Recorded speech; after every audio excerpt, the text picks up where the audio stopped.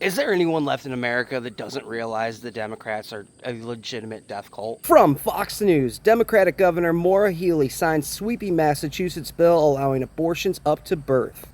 Now, I'm not a hardliner pro-life or pro-choice type of person. I think that there's probably some sort of compromise that we're going to have to come to as a society. Probably the first trimester. That's where I'm at personally. But this right here is essentially legalized infanticide. In Massachusetts, we're a state. We've got some of the best hospitals and doctors in the country and the world. We're a state with some of the strongest abortion protections in place. And yet, you'll hear from folks about some things that just weren't in the right place in terms of making sure that women and couples and families had access to the care that they need, particularly those who experience complications late in pregnancy. We're talking about women who are preparing to welcome a healthy baby into their home. They've got the nursery ready, they've picked out a name, but they receive a devastating diagnosis late in their pregnancy. These heartbreaking situations occur more often than many people realize. You'll hear shortly from a couple about what they endured and the physical, emotional, and financial toll that it took. We've heard from Kate Carson, who's here today, who learned her unborn son would not survive infancy. Because she couldn't get the care in Massachusetts, she had to travel to Washington, D.C., and became severely ill on the journey home. We've heard from a woman who spent $25,000 of her own money to travel to Colorado after learning her unborn daughter would not be able to live without profound suffering. We've heard from a Massachusetts doctor who's too often forced to tell patients with severe pregnancy complications that they must leave the state in order to receive care. And I can't even begin to explain to you how sick and tired I am of these utterly disingenuous arguments that they make in defense of abortion. Back when Roe v. Wade was first overturned, it was, girls knocked up through incestual, forced relationships need access to abortion, and young girls will be forced to carry their brothers' and fathers' children to term, as if that were in any way common in the United States of America. It is a vanishingly small number of people that happens to, and though it is disgusting and unfortunate, it is not nearly what they tried to make it out to be to justify the annihilation of children before they are born.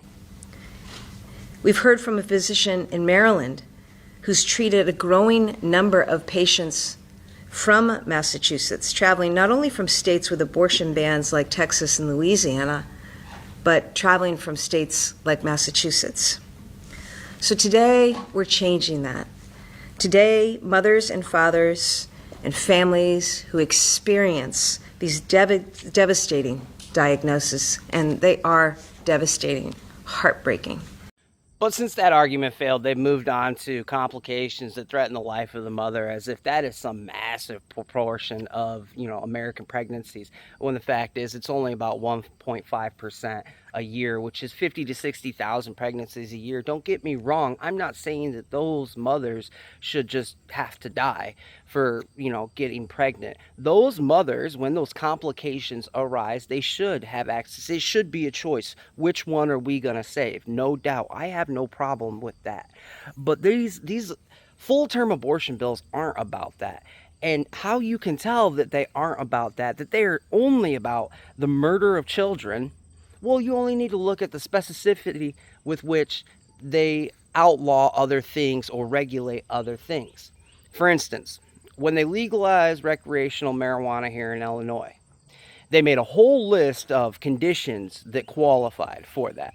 This whole long list of conditions. When they want to regulate our Second Amendment, our constitutionally protected Second Amendment, well, they'll get into all sorts of specificity. Fuck, I can't say that word. They'll get very specific about what is and is not allowed, about what accoutrements or furniture or features make a firearm illegal. But when they pass a full-term abortion bill, they pass a blanket bill that just says if you can find a doctor that says there's a reason to do this, well, then that's okay. You can go ahead and terminate that baby the day before birth. This has nothing to do with protecting women or mothers or young girls, and it has everything to do with the left's perverse, disgusting, evil desire to harm children in every way, shape, and form. I mean, just think about it. If they can't take them out before they get out of the womb, they want to indoctrinate them into an ideology that convinces them they should mutilate their bodies with chemicals and actual physical surgeries that will alter them forever. They prey upon these people, these young people, these children, and their most vulnerable and influential or influenceable point in their entire life. And what do? They turn them into lunatics that can't function properly in a society. And further still, who has it for the last 50 years that's been telling women not to have children, not to engage in marriage, that those actions are submissive to the will of men and devalue your worth as a woman? Who's that been? Oh, right, feminism, the left, communists, socialists, Democrats. These people don't want you to get pregnant. When you do get pregnant, they want you to terminate the baby. And when you don't terminate the baby, they want to disfigure the child before they're an adult. How does half of a society's population grow to despise children so much? Like, this is literally the most perverse thing ever. Of all the things that they have done, all the things that have ever been done, this death cult that heavily focuses on children, on essentially infanticide, or the prevention of, or the mutilation of after birth. This is literally the most perverse thing that our species, our kind in all of history has ever seen. All the brutality of history, the razing of cities, the genocides, the ethnic cleansing, all of it. This is more perverse than all of that. You know, these people talk about how they hate 1930s, 40s Germany so much. They were the most evil people ever to exist on earth. Yet they support another ideology in communism and socialism that on their own have murdered more people than the Germans did. On top of that, here in the modern age, they want to exterminate children. Just ad nauseum, without cause, without reason, for nothing more than one's selfish desire. I'm running out of words because there's literally no way of describing how utterly evil these people are. I could never vote for a Democrat. Like I said, I'm not pro-life. I think that there's a medium place that we're going to have to meet about this. You know, there's going to have to be some sort of compromise. Fair enough. But this isn't compromise.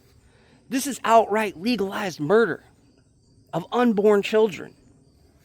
It's sick. You need to really ask yourself if this is the type of society that you want to be a member of.